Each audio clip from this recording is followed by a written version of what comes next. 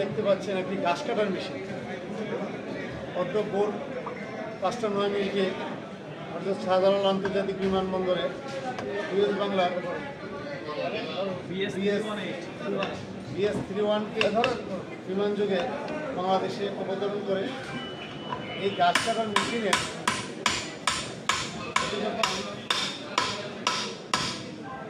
করে যখন এটি নিয়ে আসে আমাদের যাত্রীদের সন্দেহ হয়, আর আমরা এটি এনে চ্যানেলে অতিক্রম করার সময় আমরা এটাকে স্ক্যান মেশিনে দিই। স্ক্যানে দেওয়ার পরে আমাদের ভুল সাদৃশ্য প্রমাণিত হয়। পরবর্তীতে আমরা এটাকে তুলি, আমরা দেখি যে এটার মধ্যে একটি বোর্ড এর পাত আছে, যার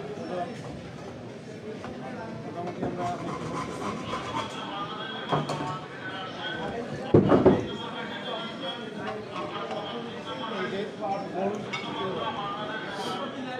একটি বোল্ট পাত, এটা ওজন সবার আমরা দেখতেছি।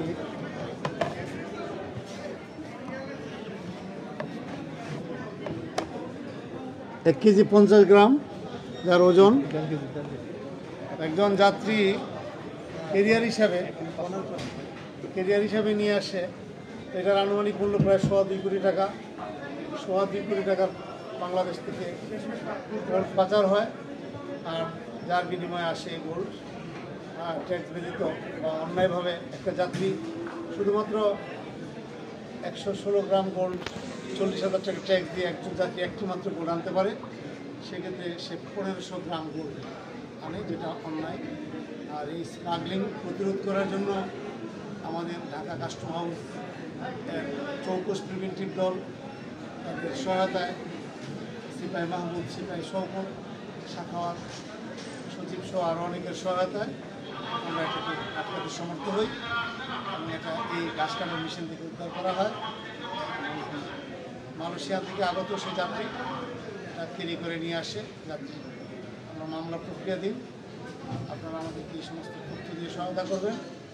আমাদের এই কাস্টমসের প্রিভেন্টিভ চৌকস প্রিভেন্টিভ দল দেশবাসীর জন্য তারা দিবারাত্রি পরিশ্রম করে যাচ্ছে এবং এই অর্জন।